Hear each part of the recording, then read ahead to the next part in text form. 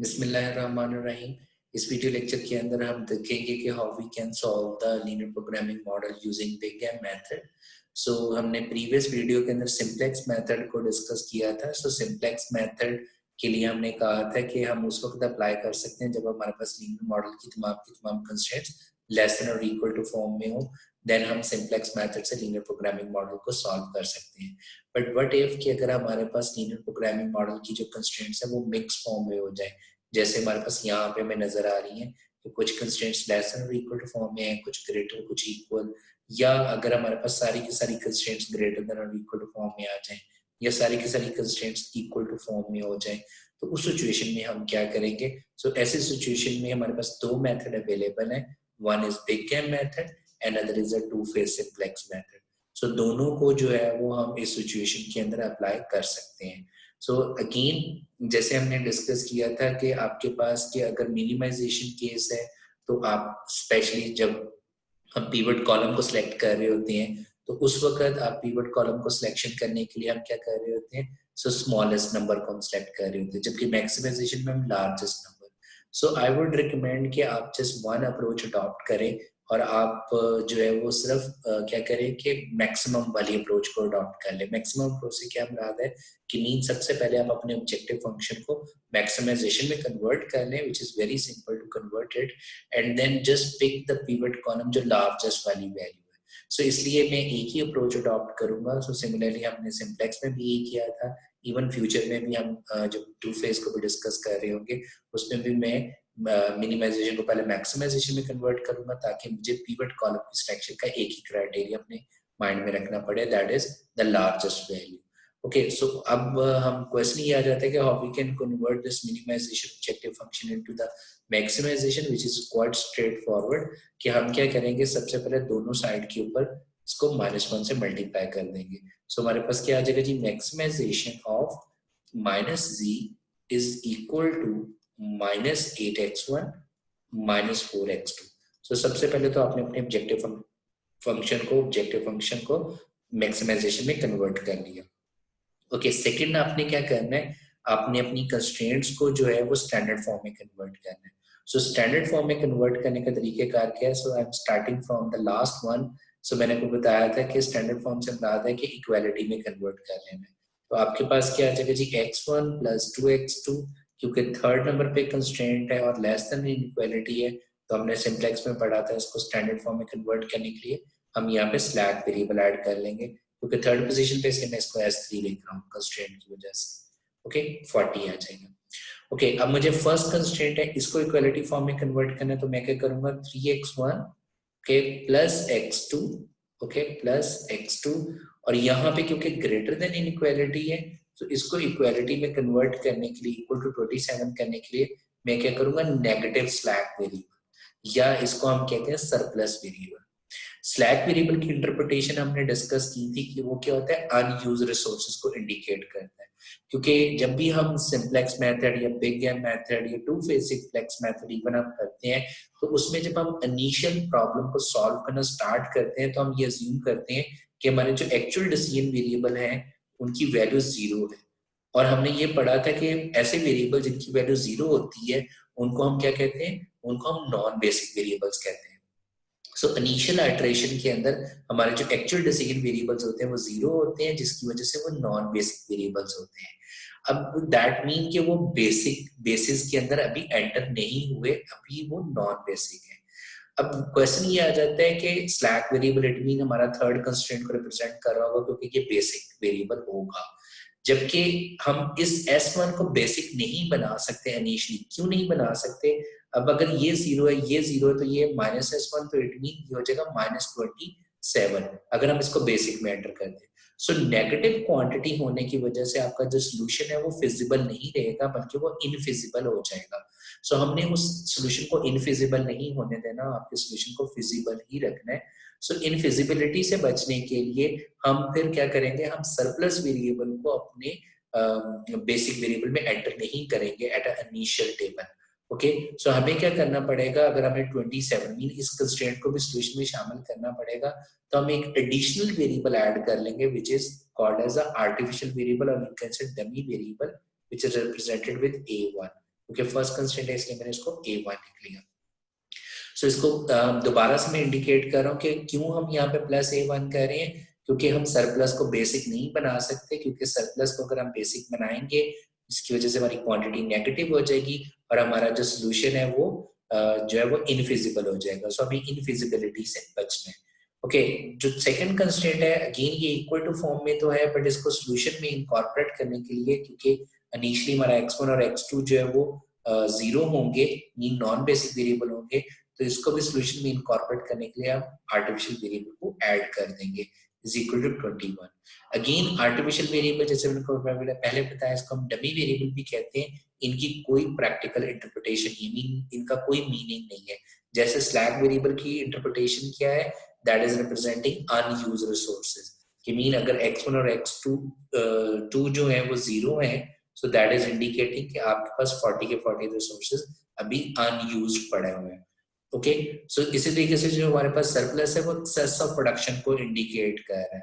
Okay, so that mean अगर आपके पास S1 का आंसर है सो -27, सो इट मीन अभी हमारे पास क्या है कि जीरो अभी यूज हुए हैं, सो -20 के -27 हमने जीरो से एक्स्ट्रा आप कह लें कि हमने किए हुए। सो वो बेसिकली एक्सेस ऑफ प्रोडक्शन को इंडिकेट करेगा, जो भी हमारे पास उस S की क्वांटिटी आ रही होगी। सो नेगेटिव आ रही होगी तो ऑब्वियसली उसका क्या मतलब है कि 27 से भी हमने कम यूज किए हैं। पॉजिटिव में अगर हमारे पास आंसर होगा तो वो इंडिकेट कर रहा होगा कि 27 से हमने उसको ज्यादा इस्तेमाल कर लिया होगा। सो बेसिकली S जो है वो एक्सेस ऑफ प्रोडक्शन को इंडिकेट कर रहा है, एक्सेस ऑफ रिसोर्सेज को इंडिकेट कर रहा होता है। ओके, अब हमने क्या करना है कि हमने इनको इनकॉर्पोरेट करना है अपने ऑब्जेक्टिव फंक्शन के अंदर। एज वी नो दैट कि जब हम सिंप्लेक्स मेथड से सॉल्व कर रहे होते थे तो आपका जो स्लैक वेरिएबल आता है वो विद जीरो के साथ आता है। इसी तरीके से सरप्लस को भी हम +0 S1 +0 S3 के साथ ही इनकॉर्पोरेट करेंगे। क्यों जीरो हम लगाएंगे, क्योंकि आपके पास हमने पढ़ा था कि जो स्लैक अगर हमारे पास हम एक्स्ट्रा रिसोर्सेज यूज कर लेते हैं या हमारे पास रिसोर्सेज कम है, सो उसका जो ऑब्जेक्टिव फंक्शन है वो उसके अंदर जीरो इनकॉर्पोरेशन है। सो ओनली जो आपके प्रॉफिट को इंक्रीज कर सकते हैं वो आपके एक्चुअल डिसीजन वेरिएबल ही इंक्रीज या डिक्रीज कर सकते हैं। सो दैट्स व्हाई हमारे पास जब स्लैक वेरिएबल और सरप्लस वेरिएबल आएगा वो ऑब्जेक्टिव फंक्शन में वो जीरो कोएफिशिएंट आएगा। जबकि जो आर्टिफिशियल वेरिएबल है, जैसे हमने कहा, क्योंकि ये डमी वेरिएबल्स हैं, जब हम इनको ऑब्जेक्टिव फंक्शन में इनकॉर्पोरेट कर रहे होंगे, क्योंकि हमने इसको मैक्सिमाइजेशन में कन्वर्ट कर लिया हुआ है, तो हम इसके साथ यहाँ पे क्या लिखेंगे -MA1 and -MA2।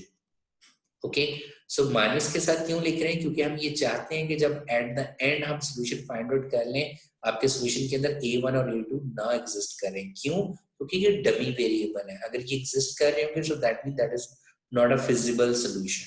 Okay, so इस वजह से हम इसमें इसको क्या कर देते हैं -m के साथ। सो -m के that is a very large number, very big number, जो कि इन्फिनिट को अप्रोच कर रहा होता है। सो विच मीन अगर ये हमारे सोल्यूशन के अंदर एग्जिस्ट कर रहा होगा तो हमारा जो प्रॉब्लम है मीन वो इन्फिनिट टाइम, जो प्रॉफिट है वो इन्फिनिट टाइम डिक्रीज कर जाएगा। सो दैट्स व्हाई हम यहाँ पे -m लिख लेते हैं। ओके, सो हमने इसको स्टैंडर्ड फॉर्म में कन्वर्ट कर लिया लाइक दिस। ओके, और हमने साथ में अपनी नॉन नेगेटिविटी कंस्ट्रेंट के अंदर लिख दिया कि S1 S2 A1 A2 must be positive होने चाहिए। और हमने इनिशियल टेबल लिख लिया। एज यू नो दैट कि इनिशियल टेबल जब हम लिख रहे होते हैं तो हम अपने डिसीजन वेरिएबल्स को जो है वो नॉन बेसिक रखते हैं, मीन उनकी वैल्यू जीरो होती है। और बेसिक कौन कौन से बन जाएंगे फर्स्ट कंस्ट्रेंट को रिप्रेजेंट करने के लिए A1 not S1।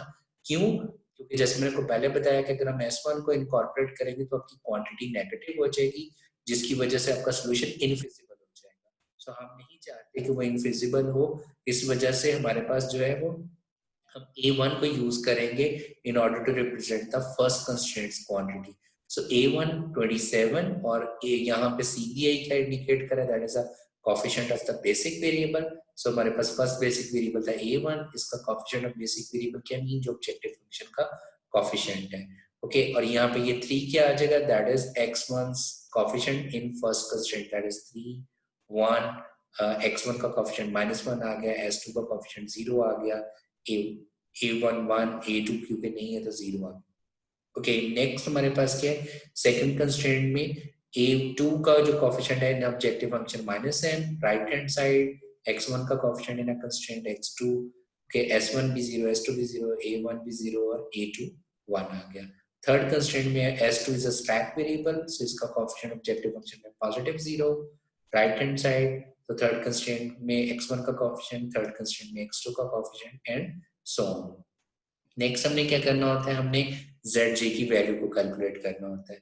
Okay, so zj की वैल्यू हम कैसे कैलकुलेट कर रहे हैं, that is quantity multiply by coefficient of the basic variable plus quantity multiply by coefficient of the basic variable, quantity multiply by coefficient of the basic variable. So once हम उसको add करके जमा करके जब लिखेंगे तो वो हमारे पास क्या आ जाएगा, -48m।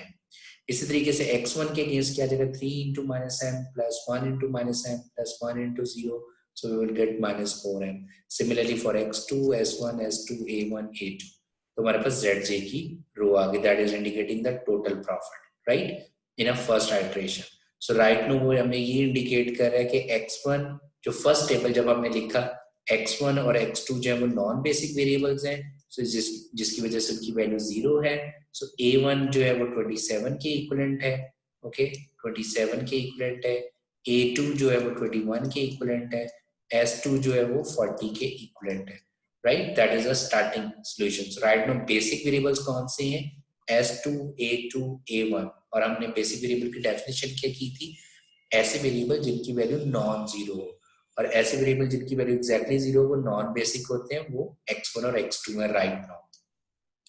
ओके, सो अब हमने करना ये है कि हमने cj माइनस zj रो कैलकुलेट करनी है, वो हम कैसे निकालेंगे, cj that is a coefficient of the base coefficient in the objective function, okay, minus corresponding zj की वैल्यू। सो -8 माइनस माइनस करेंगे तो वो प्लस हो जाएगा, तो positive 4m, okay, -8 minus -4m जब हम करेंगे तो वो पॉजिटिव 4m हो जाएगा। ओके, इसी तरीके से -4 माइनस -2m प्लस 2m हो जाएगा। सिमिलरली फॉर हम S1 के अगेंस्ट भी कैलकुलेट कर लेंगे, S2 के अगेंस्ट भी कैलकुलेट कर लेंगे, और A1 और A2 के अगेंस्ट भी कैलकुलेट कर लेंगे। अब हमने डिसाइड करना है कि हमारा पिवट कॉलम क्या होगा, जिसको हम की कॉलम भी कहते हैं। क्योंकि हमने मैक्सिमाइजेशन में कन्वर्ट कर चुके हैं तो हम ग्रीडी अप्रोच अडॉप्ट करेंगे, मीन जिसका cj माइनस zj वाली रो का कोएफिशिएंट सबसे लार्जेस्ट होगा वो हमारा पिवट कॉलम कहलाएगा।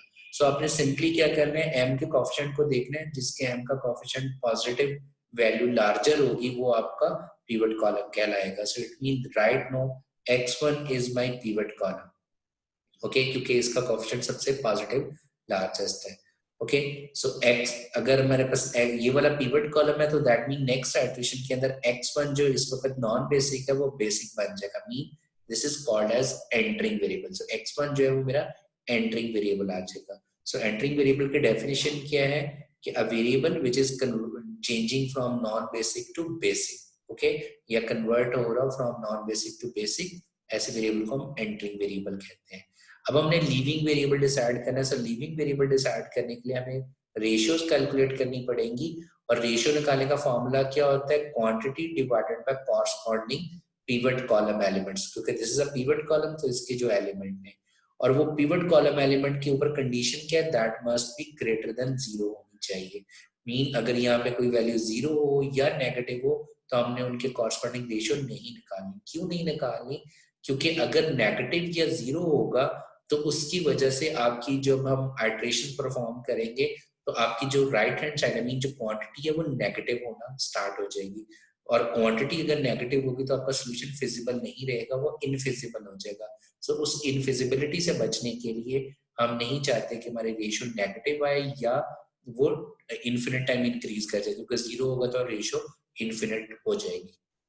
Okay, so mean infinite time latch हो जाएगी। तो हमने रेशियो निकालने के लिए क्या कर लिया, quantity 27 divided by corresponding pivot column element which is 3, 21 divided by 1, 40 divided by 1, so we get the ratios.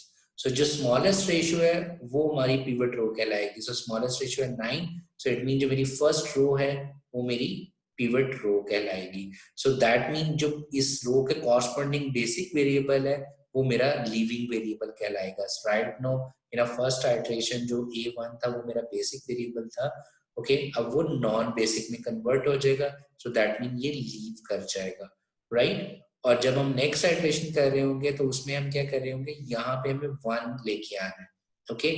सो 1 लाने के लिए हम क्या कर देंगे, इस पूरी के पूरी रो को 3 से डिवाइड कर देंगे, ओके सो उसको 3 से जब हमने डिवाइड किया सो वी विल गेट जैसे मैंने को पहले बताया, सबसे पहले तो x1 एंटरिंग कर गया a1 की जगह पे, ओके और इसका कोएफिशिएंट हमने वही लिख लिया जो ऑब्जेक्टिव फंक्शन में था, ओके और यहाँ पे 1 लाने के लिए हमने इस पूरी रो को 3 से डिवाइड कर दिया, सो हमारे पास आ गया 9 1 1/3 -1/3 0 1/3 एंड 0, ओके सो इसको अब हम क्या कर देंगे, this is called as new r1, this is new row 1, right. अब हमने इस न्यू रो 1 को यूज करते हुए हमने न्यू r2 और न्यू r3 कैलकुलेट करना है with the help of old r2, this is old r2 right and old r3, right, okay और सॉल्यूशन प्रोसीजर क्या है कि यहाँ पे 1 करना है तो इसके नीचे हमारे पास नेक्स्ट आइटरेशन के अंदर 0 होने चाहिए, तो उसको करने के लिए that mean new r2 calculate करने के लिए हम क्या करेंगे, old r2 minus new r1, Y, क्योंकि हमारे पास क्या है यहाँ पे 1 ही है क्योंकि मुझे 0 लेके आना है, तो न्यू r1 में यहाँ पे क्या पड़ा हुआ है 1 ही है, सो 1 - 1 तो ऑटोमेटिकली यहाँ पे 0 हो जाएगा। सिमिलरली न्यू r3 कैलकुलेट जब हमने करना है तो अगेन यहाँ पे 1 है तो वो क्या आ जाएगा old r3 minus new r1, okay so अब दैट मीन मेरे पास क्या आ जाएगा जी 21, क्योंकि हम अगर इस इक्वेशंस को अडॉप्ट करते हैं तो हमारे पास क्या आ जाएगा जी 21 - 9 is 12, right, 1 - 1 is 0, 1 minus 1/3 is equal to 2/3, -1 minus ये प्लस हो जाएगा तो ये आ जाएगा पॉजिटिव 1/3 एंड सो ऑन।